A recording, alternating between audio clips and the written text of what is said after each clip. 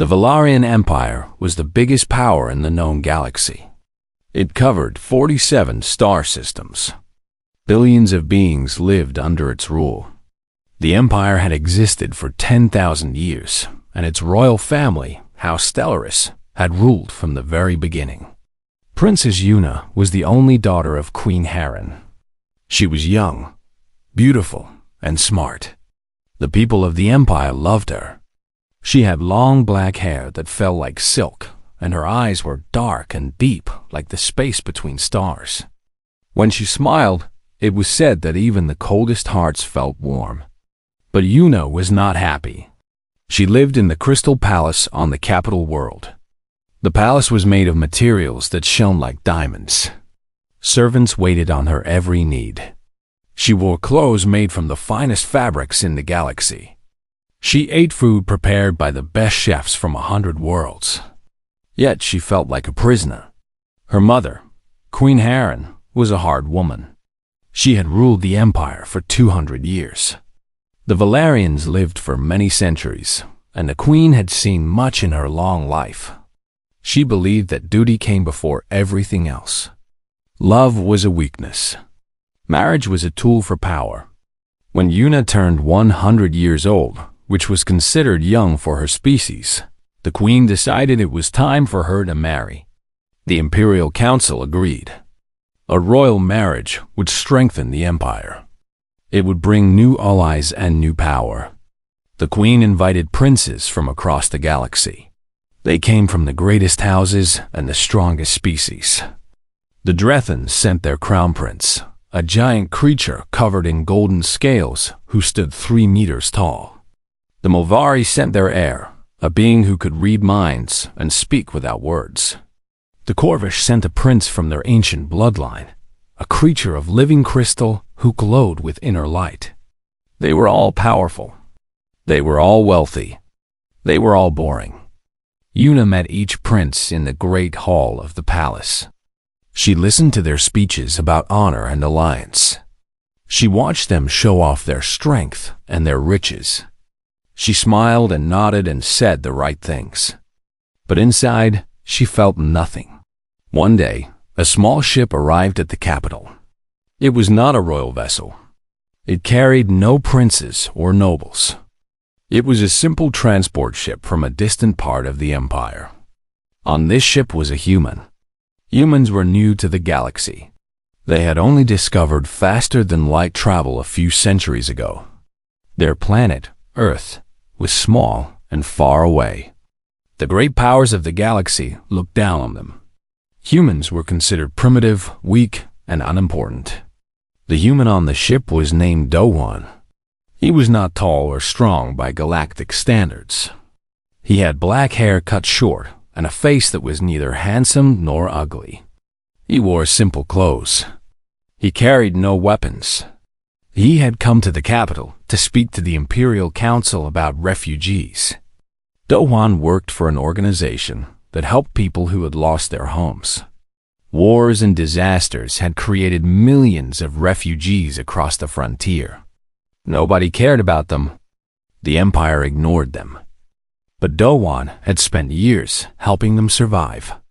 He was waiting in a government office when Princess Yuna walked by. She was supposed to meet another prince that day, but she had taken a wrong turn in the large building.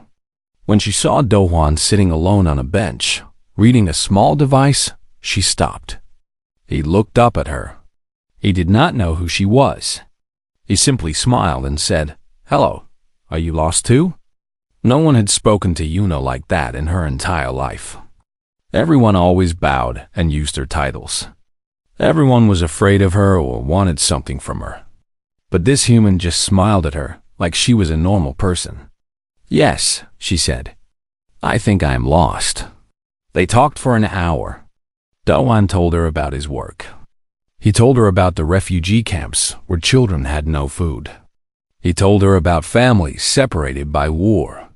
He told her about his dream of building a better future for the forgotten people of the galaxy. Yuna had never met anyone like him. The princes she had met talked about power and conquest. Dowan talked about helping others. The princes wanted to take. Do-hwan wanted to give. When they finally parted, Yuna could not stop thinking about him. She found him again the next day, and the day after that. They met in secret, talking for hours about everything and nothing. Do-hwan treated her like a friend, not a princess. He made her laugh. He made her think. He made her feel alive in a way she never had before. 2 months later, Yuna made her decision. She walked into the throne room where her mother sat with the Imperial Council. All the great princes were there, waiting to hear which one she would choose. Yuna stood before them all and said, "I have chosen my husband." The queen smiled. "Which prince have you selected?" "None of them," Yuna said. "I choose the human named Do-hwan." The silence that followed was like death itself. The princes stared in shock. The council members could not believe what they had heard. Even the guards at the doors looked uncomfortable. Queen Heron's face turned cold as ice. "You cannot be serious." "I am completely serious, mother." "A human?" The queen stood from her throne. Her voice echoed through the great hall. "You would reject the greatest princes in the galaxy for a primitive creature from a backwater world." "He is not primitive," Yuna said calmly. "He is kind and brave and good. He cares about people who have nothing. He has shown me what true strength looks like." The queen walked down the steps of her throne. She stopped in front of her daughter. Mother and daughter stood face to face, both refusing to look away. "If you do this," the queen said quietly, "there will be consequences. The court will never accept a human. The noble houses will see it as an insult. Your life will become very difficult." "I know," Yuna said. "I choose him anyway."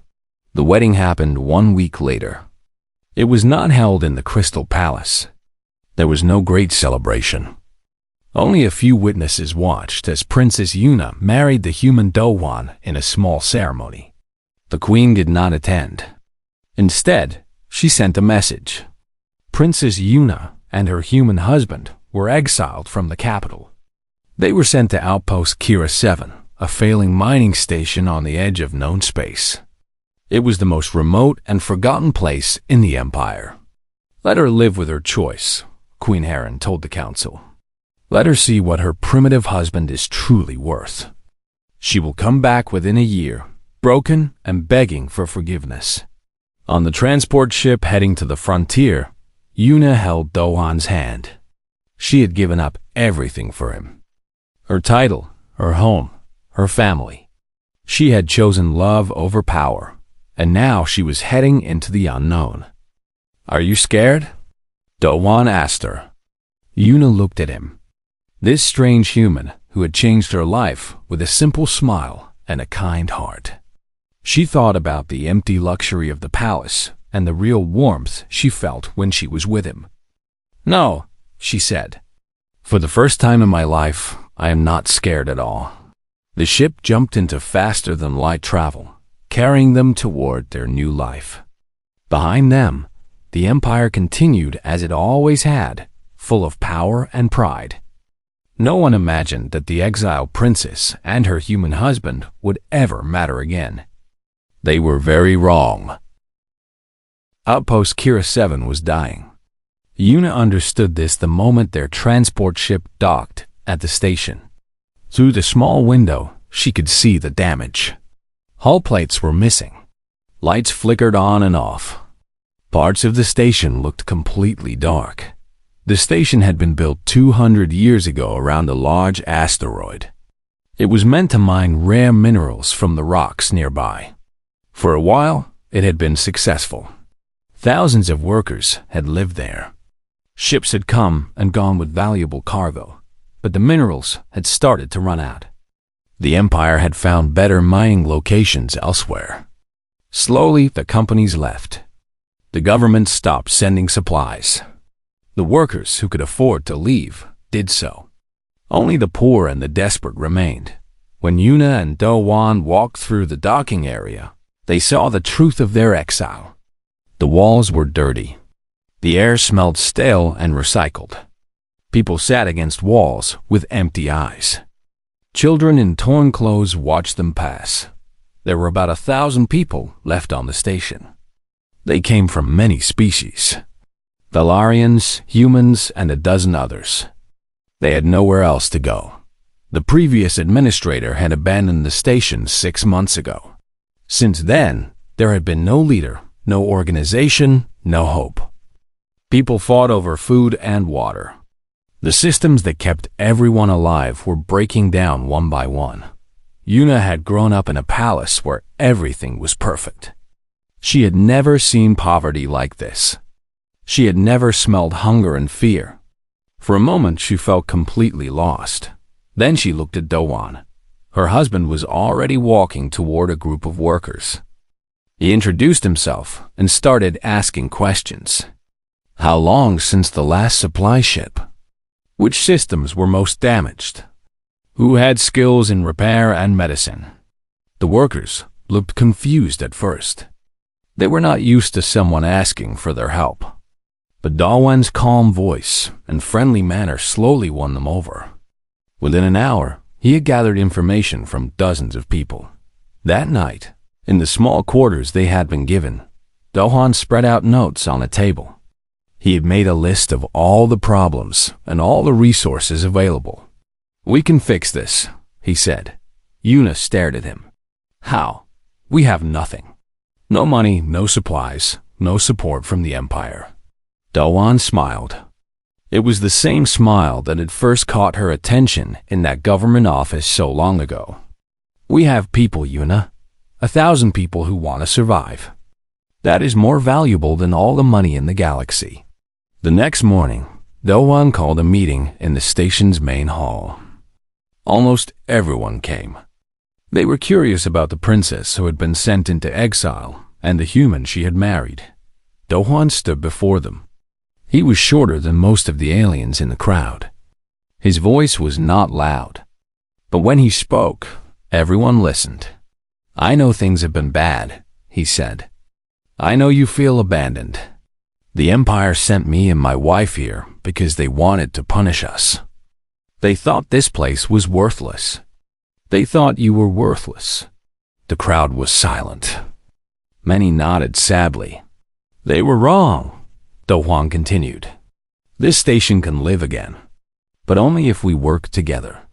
Not as Valarians or humans or any other species.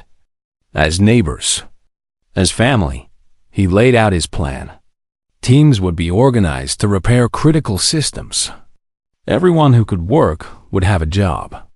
Food would be shared equally. The strong would help the weak. An old Valarian worker stood up. "Why should we trust you? You are just an exile like the rest of us." Dawan nodded. "You are right. I have to earn your trust. So I will make you a promise. I will not ask anyone to do work that I am not willing to do myself. I will eat the same food you eat. I will sleep in the same quarters you sleep in. We rise together or we fall together." It was not a great speech. Dawan was not a politician or a leader, but there was something in his simple words that reached people. Perhaps it was because he meant every word he said. The work began the next day. Dawan led by example. He woke up before everyone else and went to sleep after everyone else. He learned how to fix water recyclers from old maintenance workers. He cleaned corridors alongside children. He carried heavy equipment with the strongest workers. Yuna watched and learned. In the palace, she had been taught to give orders. Here, she learned to work alongside others. Her soft hands grew rough with labor. Her fine clothes were replaced with practical uniforms. She discovered muscles she never knew she had at first. Progress was slow. The station had too many problems and too few resources. Some people still did not trust the new leaders. Old conflicts between species caused fights, but Dohan never gave up. When people argued, he sat with them until they found a solution. When systems failed, he stayed awake all night to fix them. When hope seemed lost, he reminded everyone of what they were fighting for. 3 months after their arrival, Pirates attacked. A small raider ship appeared from the asteroid field.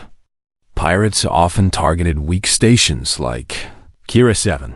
They would take whatever they wanted and leave destruction behind.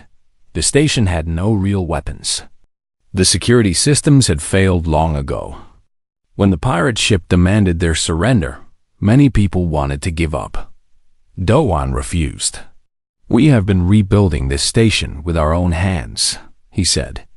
"We are not going to let anyone take it from us." He organized the workers into defense teams.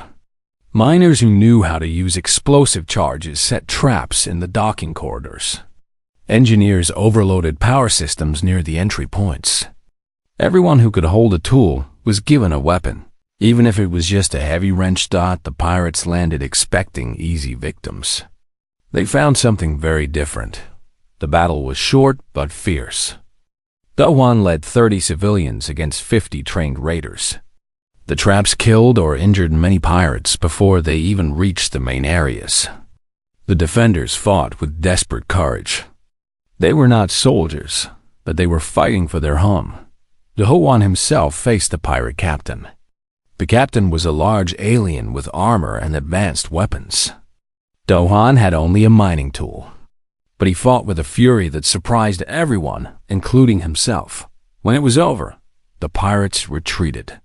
They left behind their dead and wounded. The station had won. The cost was high. Several defenders had died. Many more were injured. But something had changed. The people of Kira 7 had fought together and survived together. They were no longer just refugees and exiles. They were a community. After the battle, Yuna found Doan in the medical bay. He was helping treat the wounded, even though he had injuries of his own. His hands were covered in blood, some his own and some her mother's. "You could have been killed," she said. Doan looked up at her with tired eyes. "So could anyone. That is what happens when you care about something." Yuna understood then why she had chosen him. It was not because he was handsome or powerful. It was because he genuinely cared about other people. He did not want to rule over others. He wanted to stand beside them. "I love you," she said. It was the first time she had said those words. In the palace, love had been considered weak. But here, in this broken station surrounded by wounded people, she finally understood what love really meant. Doan smiled and took her hand. "I love you too. Now help me with these bandages." Word of the battle spread through the frontier.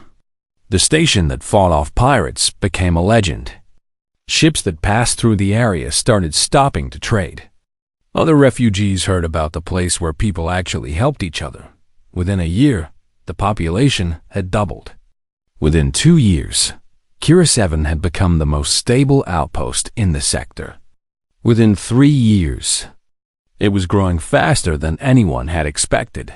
And at the center of it all was a human who had been dismissed as primitive and a princess, who had been sent into exile. They were just getting started. 5 years had passed since the exile. Outpost Kira 7 was no longer a dying station. It was now a city in space. The population had grown to 15,000. New sections had been built around the original asteroid. Ships came and went every day, carrying goods and passengers. The markets were full of food from dozens of worlds. Children went to schools. Doctors treated patients in real medical centers. People called it Kira City now, and everyone knew who had built it. Doan had never wanted to be a leader. He still woke up early and worked late. He still walked through the corridors talking to ordinary people. He still fixed things with his own hands when he could. But whether he wanted it or not, he had become the person everyone looked to for guidance. Yuna had changed too. She was no longer just a princess in exile. She had become a skilled administrator. She managed the growing trade networks. She settled disputes between different groups. She remembered every person's name and story. The people who had once seen her as a symbol of the empire that abandoned them now saw her as one of their own. Together, They had created something remarkable. But success brought new problems. The bigger Kira City became, the more attention it attracted. Merchant guilds wanted to control its trade. Criminal organizations wanted to exploit its people. And the great powers of the galaxy started to see it as a threat. The Drethans were the first to act. The Drethan Empire was one of the oldest and most powerful forces in the galaxy. They were a proud warrior species, covered in golden scales and standing nearly 3 meters tall. They believed that strength was the only thing that mattered. They had conquered dozens of worlds through force. Lord Vashek, a Drethan commander, decided that the frontier region belonged to his people. An old treaty, written thousands of years ago, gave the Drethans some claim to the area. It was a weak claim, but the Drethans did not need strong legal arguments. They had warships. A fleet of 20 Drethan vessels appeared in the Kira system. They were massive ships, each one carrying hundreds of soldiers and enough weapons to destroy a planet. Against them, Kira City had only a few converted cargo ships and a militia of miners and workers. Lord Vashek sent his message to the station. His image appeared on every screen in Kira City. He was an impressive sight, wearing golden armor that matched his scales, his red eyes burning with confidence. "Inhabitants of this station," he announced, "you are occupying Drethan territory. You have 1 day to evacuate. Take only what you can carry. After 1 day, we will claim this station and everything in it. Resist, and you will be destroyed." Panic spread through Kira City. People started packing their belongings. Some ran to the docking bays, hoping to escape before the attack. Children cried. Parents held them close with fear in their eyes. Dohan called an emergency meeting. The main hall was crowded with frightened people. They looked at Dohan standing on the small stage, hoping he would have an answer. But what could one human do against a Drethan war fleet? "I am not going to lie to you," Dohan said. "The situation is bad. We are outnumbered. We are outgunned. If we fight, some of us will die." The crowd murmured with fear. "But I am also going to tell you something else," Dohan continued. "This is our home. We built it with our hands. We bled for it. We buried our friends here. Every corridor, every room, every piece of this station holds our memories and our dreams." He paused and looked at the faces in the crowd. Workers, refugees, former prisoners. People who had come here with nothing and built new lives. The Drethans think we are weak because we are not warriors. They think we will run because we are afraid. But they do not know us. They do not know what we have survived. They do not know what we are capable of when we fight for something we love. An old miner stood up. His name was Tai Wu, and he had been one of the first to support Dowan years ago. "What do you want us to do?" Dowan's eyes hardened. "I want us to fight. Not because we want war, but because running will only delay the problem. If we flee today, another enemy will come tomorrow. This is where we make our stand. This is where we show the galaxy what ordinary people can do." The room was silent for a long moment. Then Taiwo raised his fist. "I am with you." One by one, others joined him. Hands rose throughout the crowd. Young and old. Different species. Different backgrounds. All united by the same determination. They had 1 day to prepare. Dohan organized the defense. The asteroid field around Kira City became a weapon. Mining teams planted explosive charges on thousands of rocks. Small ships were fitted with remote controls so they could be used as decoys. The maintenance tunnels were turned into traps. The militia trained through the night. They were not soldiers, but they knew the station better than anyone. They knew every shortcut, every hidden room, every weakness in the structure. They would use that knowledge. Yuna worked alongside them. She coordinated communications. She organized the evacuation of children and elderly to the safest sections. She found weapons in old storage rooms that everyone had forgotten. She did not sleep at all. When the Drethan fleet began its attack, Kira City was ready. Lord Vashek sent his fighters first.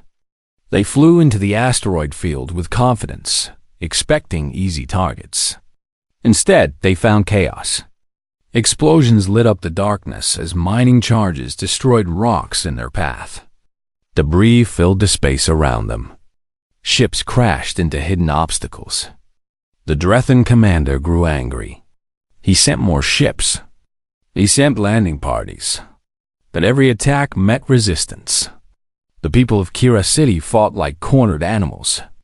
They knew every trick, every shadow, every place to hide and strike. The battle lasted 6 hours. Dohan led the defense of the main docking area.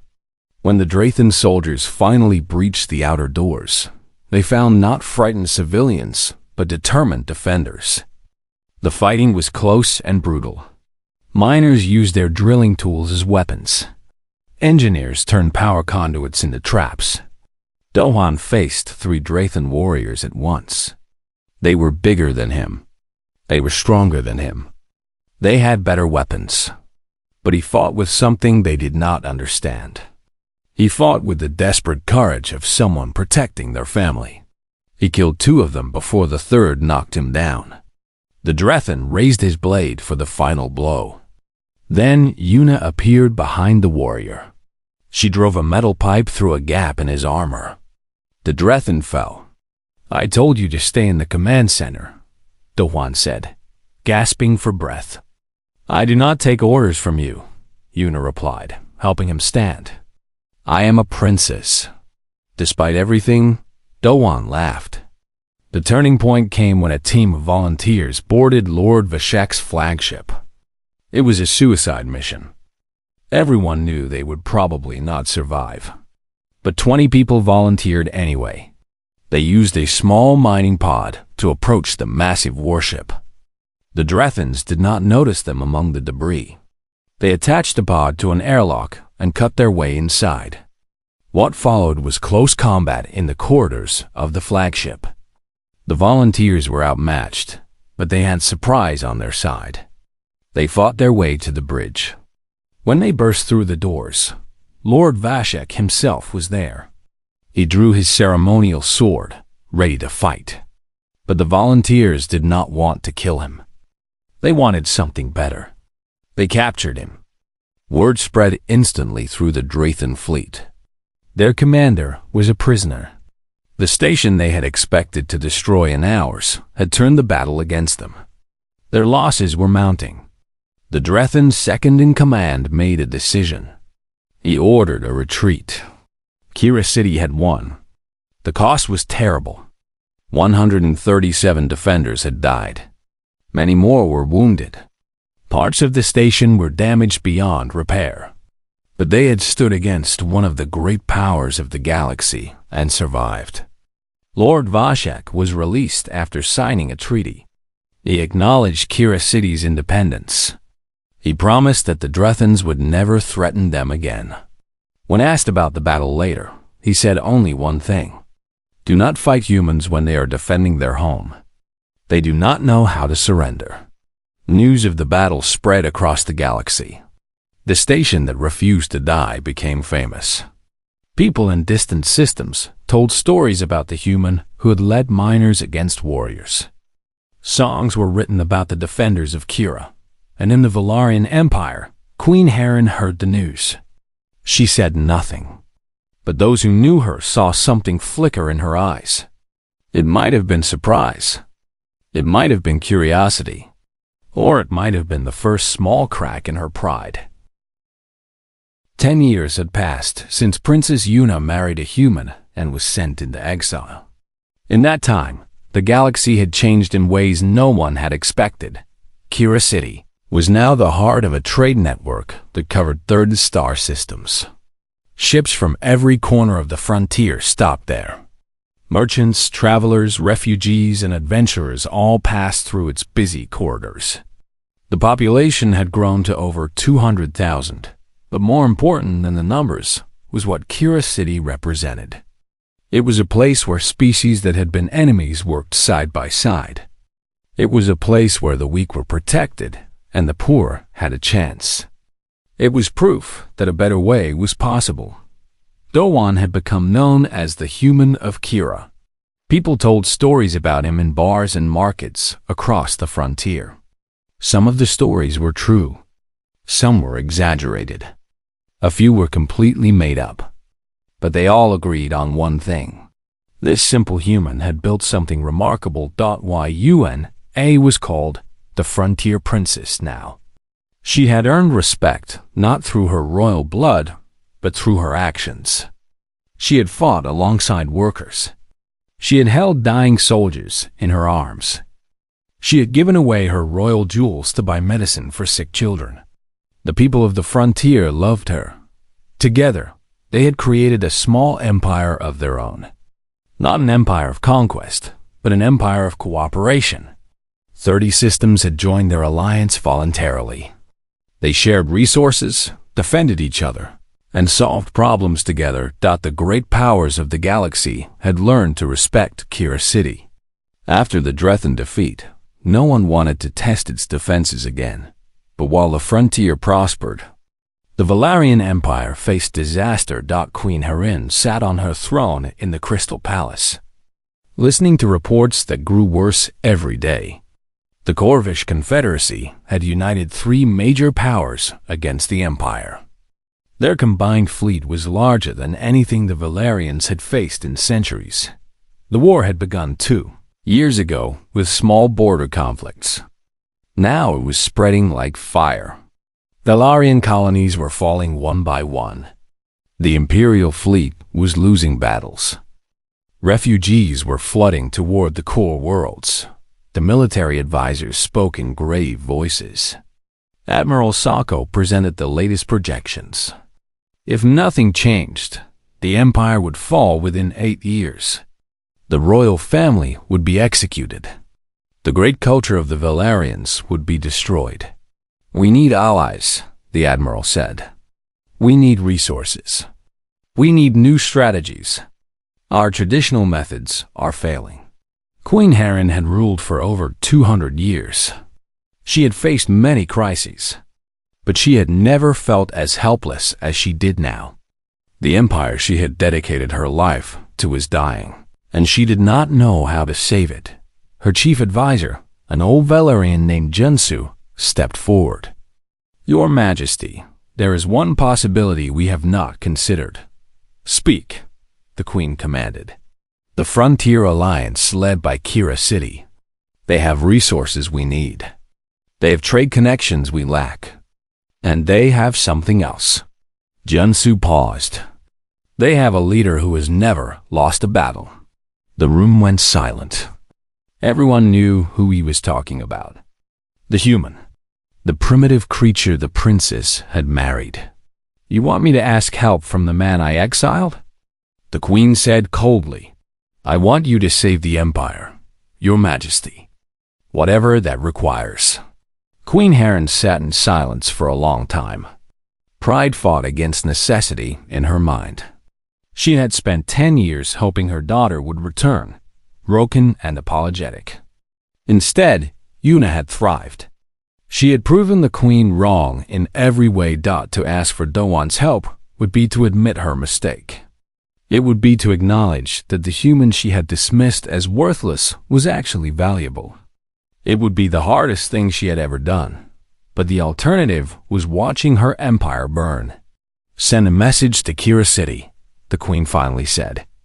"Invite them to the capital. Make it clear that this is not a command.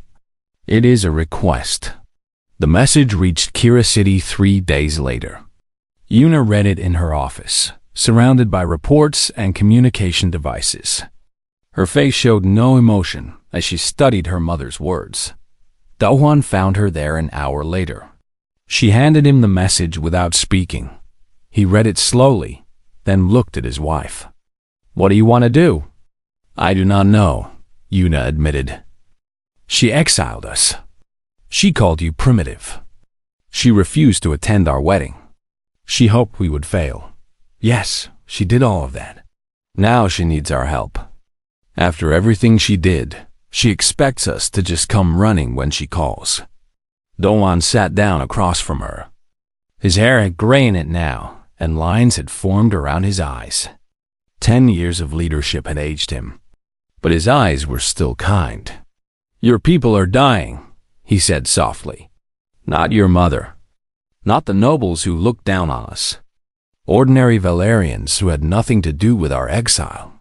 Children, families, workers. They are losing their homes just like the refugees who came to us. Yuna closed her eyes. She knew he was right. That was the frustrating thing about Doan. He was almost always right about the important things. She does not deserve our help, Yuna said. Probably not. But this is not about what she deserves. It is about who we are. 3 weeks later, a fleet of ships departed from Kira City. They were not warships, though several were capable of fighting. They were diplomatic vessels, carrying representatives from 20 frontier systems. At the head of the fleet was Doan's personal ship, the Second Chance. It was not fancy or powerful. It was a modified transport that had been with him since the early days. But it was home. As they traveled toward the Valarian capital, people gathered to watch them pass. In every system, ships came out to escort them. Signals of support flooded in from stations and colonies across the frontier. The great powers had sent spies to watch the fleet. They reported back to their masters with confusion. The human who led a trade alliance was flying to help an empire that had rejected him. It made no sense by their logic. They did not understand kindness without expectation of reward. When the fleet entered Valarian space, the Imperial Navy was waiting. Not to attack, but to honor. Hundreds of warships formed an escort corridor. Soldiers who had been taught that humans were primitive now stood at attention as the Second Chance passed. Yuna stood beside Doan on the bridge, watching through the windows. Tears formed in her eyes. This was her home. She had thought she would never see it again. I am scared, she admitted. Doan took her hand. Me too. What if she has not changed? What if this is some kind of trap? Then we will deal with it, together, like we always have. The fleet reached the capital world. The Crystal Palace gleamed in the distance, just as Yuna remembered it. But everything felt different now. She was not the young princess who had left in disgrace. She was the frontier princess, partner of the human of Kira, leader of an alliance that had changed the galaxy. The docking procedures took hours. Protocols had to be followed. Ceremonies had to be observed. The Imperial Court was watching everything, judging everything. Finally, the time came to disembark. Doan straightened his clothes. He was not wearing royal garments. He wore the same practical clothes he always wore. Clean but simple. He refused to pretend to be something he was not. Ready? He asked Yuna. She adjusted her own outfit. She was not wearing the traditional dress of a Valarian princess. She wore the colors of Kira City. Blue and silver, the colors of hope and new beginnings. Ready. The doors opened. A red carpet stretched before them, leading to the greatest throne room in the known galaxy. Hundreds of nobles lined the path. They wore clothes worth more than most people earned in a lifetime. They stared at the human with expressions of curiosity, contempt, or fear. Doan walked forward without hesitation. Yuna walked beside him. Behind them came the representatives of the Frontier Alliance. They were not impressive by imperial standards. They were merchants, workers, former refugees. But they walked with pride. At the end of the carpet stood the stellar throne. On it sat Queen Heron. She was still beautiful despite her age. Still regal despite her troubles. Still powerful despite her declining empire. She watched her daughter approach with eyes that revealed nothing. The hall fell silent. Every being held their breath. History was being made, and everyone knew it. Dohan stopped at the proper distance from the throne. He did not bow. He was not a subject of this empire. He simply stood and waited. Queen Heron rose from her throne. She descended the ancient steps slowly. Her advisors looked nervous. This was not protocol. The monarch never came down to meet visitors. She stopped in front of Dahan. They stood face to face. The ruler of an empire and the refugee worker who had married her daughter. For a long moment, neither spoke. Then the queen asked the question that would echo through history. Who is he? She demanded, looking at her daughter. Yuna smiled.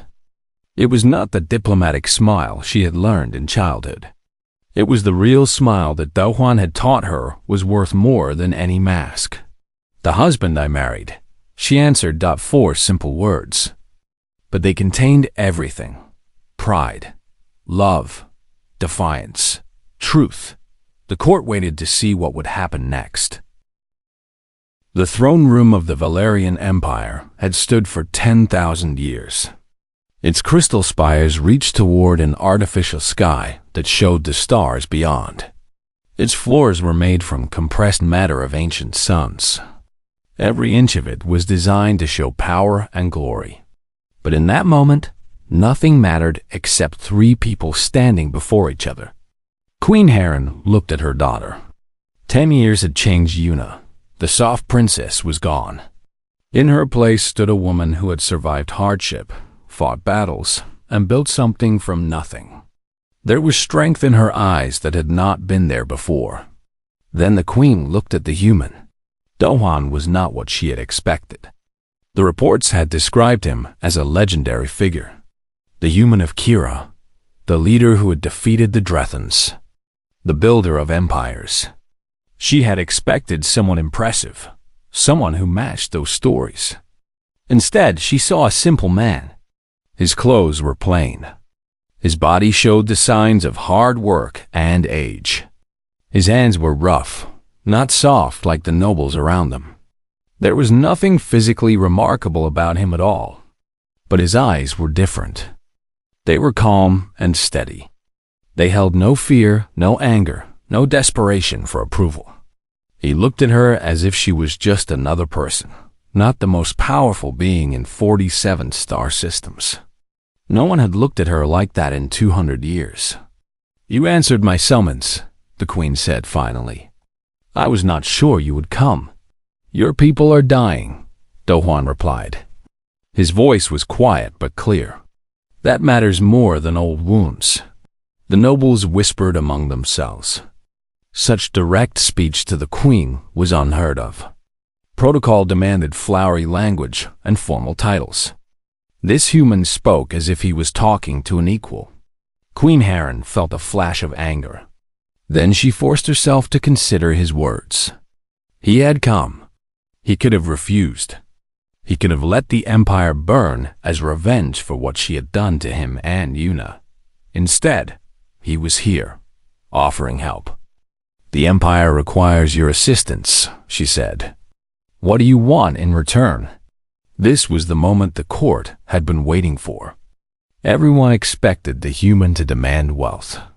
Perhaps territory. Perhaps titles and honors.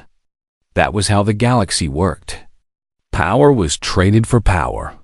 Doan's answer surprised them all. Recognition, he said. Not for me.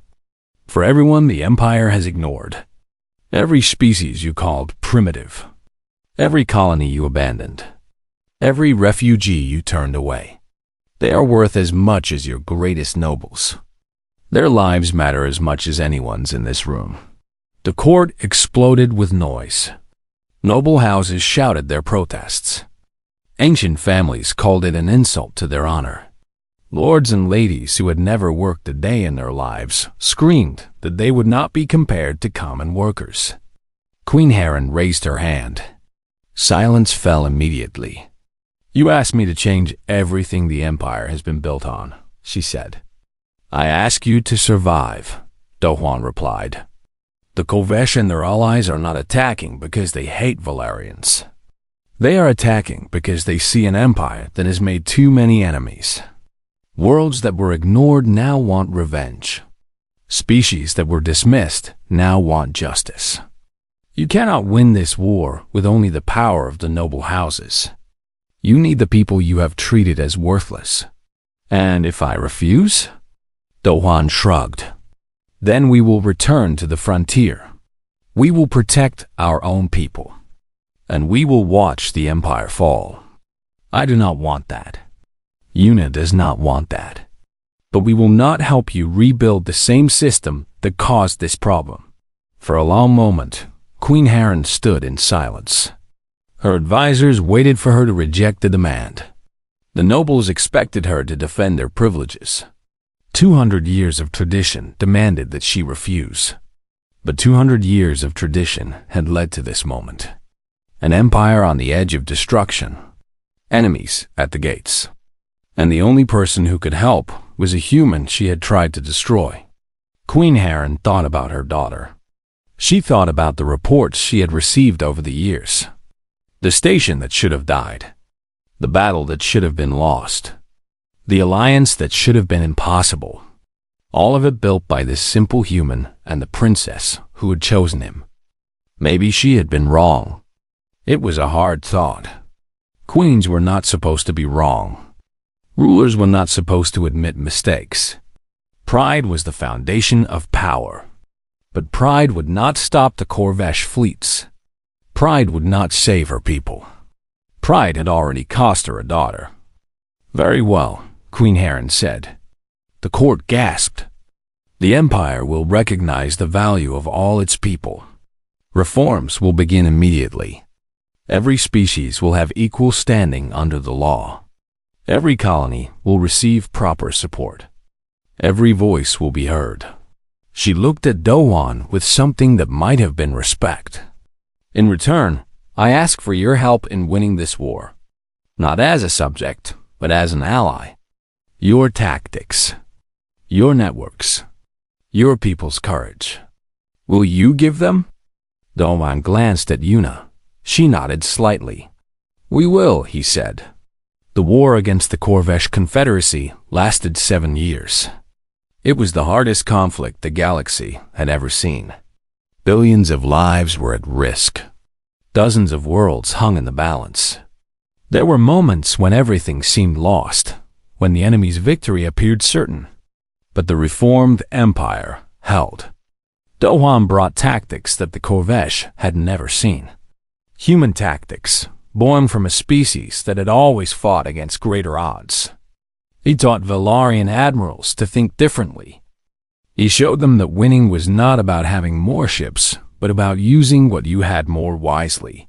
Yuna coordinated the alliance between the Empire and the frontier. She built bridges between old enemies. She convinced species that had hated each other for centuries to fight side by side. Her diplomatic skills, sharpened by years of managing Kira City, proved invaluable. And slowly the tide turned. The Battle of the Outer Rim destroyed the Corvesh main fleet. The liberation of the captured colonies brought millions of new fighters to the cause. The final assault on the Confederacy's homeworlds ended the threat forever. When peace came at last, the galaxy was different. The Valerian Empire still existed, but it was no longer the same. The reforms Dohan had demanded had changed everything. Former outcasts now held positions of power. Species that had been ignored now had representation in the Imperial Council. The rigid hierarchy that had defined Valarian society for 10,000 years had been replaced by something more flexible, more fair. Queen Heron had changed too. The war had taught her humility.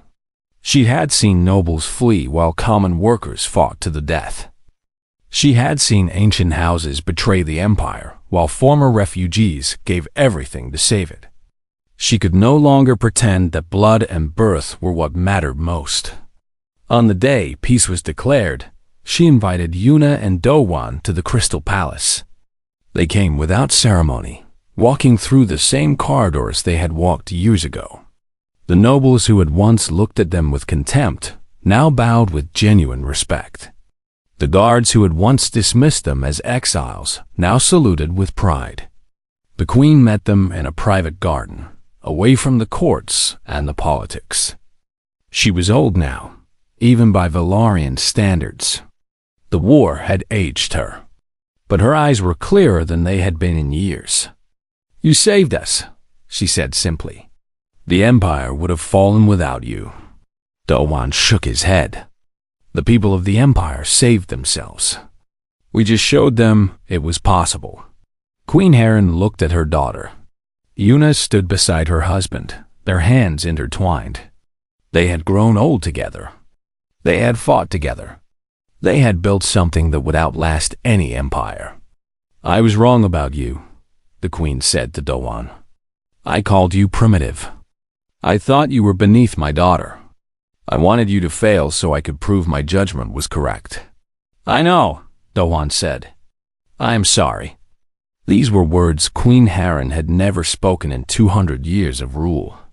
They felt strange in her mouth, but they were true. Dowan smiled. It was the same smile that had first caught Yuna's attention in a government office so long ago.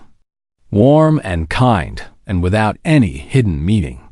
"I forgave you a long time ago," he said. "Anger takes too much energy. I would rather use that energy to build things." Queen Heron felt tears forming in her eyes. She had spent her life building walls and holding power and demanding respect. This human had spent his life building bridges and sharing power and earning respect.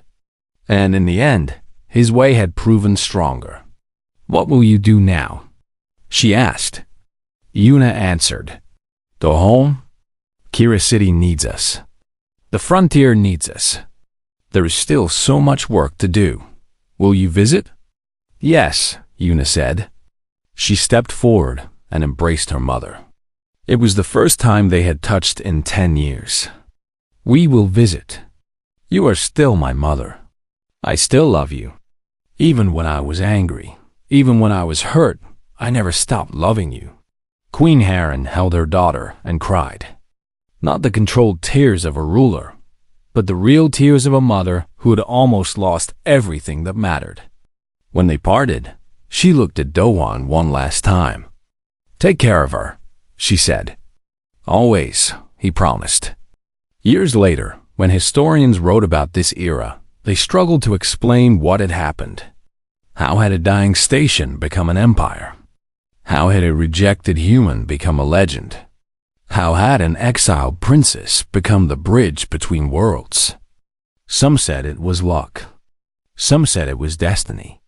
Some said it was the inevitable triumph of justice over tyranny.